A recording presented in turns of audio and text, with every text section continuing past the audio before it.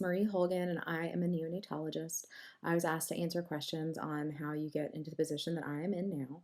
So, first off, what exactly is a neonatologist? So, I am a subspecialized pediatrician, which means I go through the same training that a general pediatrician does, and then I do extra training in neonatal perinatal medicine, and I primarily work with sick babies.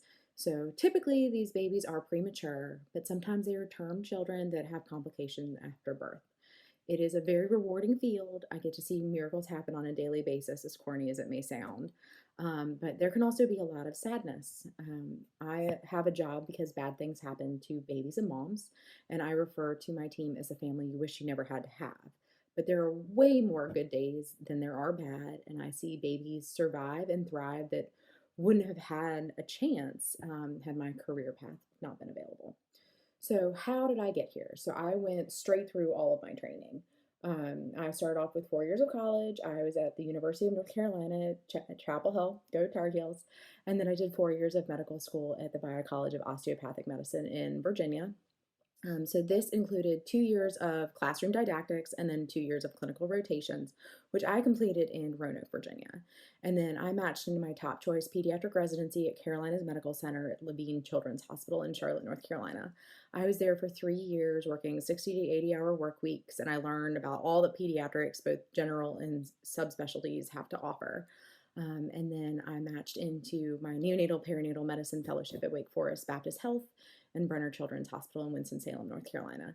This was also 3 years of training, and it was neonatal perinatal medicine only. So I didn't have to do any of the general pediatrics anymore. So what is my typical day like? So NICU-wise, timing has varied from every hospital I've worked at, somewhere starting between 6 and 8 o'clock in the morning.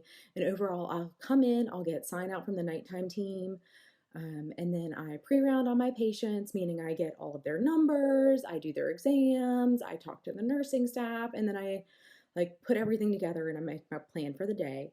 And I communicate that to the families and to our staff. And then I, put in my orders, my IV nutrition, I do any non-urgent procedures throughout that time. And then the day gets intermittently interrupted with deliveries and admissions and any sort of emergency. And then my day ends right now somewhere between mid-afternoon for up to a 12-hour shift. But in some hospitals I've worked at, I've done 24 and 28-hour shifts. So that all depends on the hospital. Some days are definitely better than others. All it takes is one patient to derail your entire day. So, why neonatology? Well, first off, I wasn't even thinking about human healthcare when I was a young child. I always thought I'd become a veterinarian because I absolutely loved animals. And then I realized I wouldn't be able to put an animal to sleep. So, I was also an athlete and a swim coach, and I was fascinated by the human body growing up. And with coaching, I really enjoyed working with children. And my mom was a physical therapist, so I thought about pediatric physical therapy because I really liked anatomy and how the human body worked. And then my mom was the one that told me about osteopathic medicine. So I had not heard about this. I knew about MDs, and I looked into it more and thought it sounded really interesting. And so that's kind of how I became a healthcare provider. I assumed I would be an outpatient pediatrician because that's the only exposure I'd ever known to the field of pediatrics. But I kept an open mind throughout all of my training. When I was doing my 2 years of rotations as a medical student, I really liked OB, although not so much the GYN part, because I mostly wanted to stay with the baby after a delivery. I also knew that I liked procedures. I really enjoyed my surgical rotations, and that was my first introduction to premature babies. I got to see 27-week twins get a patent ductus arteriosus ligation, and it was really, really fascinating. The surgeon actually grabbed me and showed me through this tiny little, almost 1 centimeter hole. I could see the heart and one of the nerves and the aorta and the lung, and it was fascinating. And so that was my first exposure to the NICU. But after I did my pediatrics rotation, third year of med school, I decided, definitely pediatrics was where I belonged, and so that I would have to apply for a pediatric residency. I was still thinking mostly outpatient since I wanted to get to build relationships with families, teach preventative care, but I knew in the back of my mind that I really liked being hands-on and doing procedures. And then during my 4th year of med school, I did a neonatal ICU rotation, and this was the best combination of both worlds. I got to do procedures, I got to do preventative care. You really get to build relationships with families. Even though I was only there for 1 month, I got to see patients that had been there for a few months, and you really become part of their family. And so I still tried to keep an open mind. I started residency, and then day one of my neonatal ICU rotation as a pediatric resident, I realized that that was my career path and that I'd have to go and do my fellowship. Um, so, were there any courses in college that helped prepare me for where I am today? So, like I said, I thought the human body was absolutely fascinating. I really liked anatomy and physiology, and so I took AP classes both through the biology department and exercise sports science at UNC. I loved anatomy labs, both on like human cadavers and also on animals, even though I'm an animal lover. It was a little traumatizing at first, but it is really, really fascinating. Um, but you can do whatever you want in college. That is your time to explore all options because you do get a lot of electives. So, were there any extracurricular activities that I think were beneficial to me? So, growing up, I did a little bit of everything. I was a musician. I used to sing. I started playing violin at a very early age.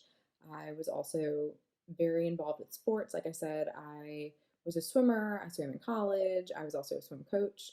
I've also competitively played soccer, tennis, basketball, softball. You name it, I've probably done it in rec leagues. And then I love watching sporting events.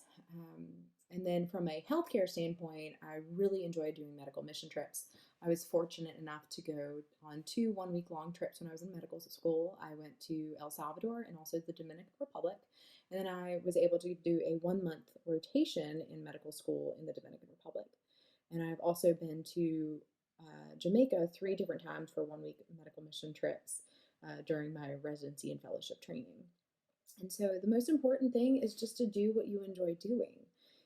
You do not have to be 100% healthcare all the time, because when you get to meet your patients and their families and you're talking to them, if you have other common interests, it gives you some common ground to kind of talk about things outside of healthcare. Do I have any recommendations on how to maintain focus and prepare for medicine? So, having a work life balance is incredibly important. Um, you know, trying to eat healthy is going to be best for the mind and the body. And you have to realize that perfection is not realistic. We can try the best that we can, but they call it practicing medicine. Um, I also think that exercise is very important. It helps clear your head. And sleep is very, very important. I actually never pulled an all nighter. So when we would have test week and we'd have like 18 tests all within 1 week, I'd get up in the morning, we'd take the test, I would get out, I'd go run, and then I'd do some studying, and then I'd try and cook. Like, you have to know it is okay to take a break. You do have to study, but you do have to know the signs of burnout. I'll be very honest, I struggled a little bit in college, and it was not that I was a big fish in a small pond.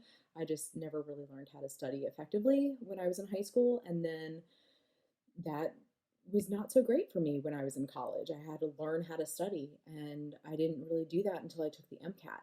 And during that time, I kind of learned the signs of burnout, and this helped me thrive in medical school. So, just work life balance, incredibly important.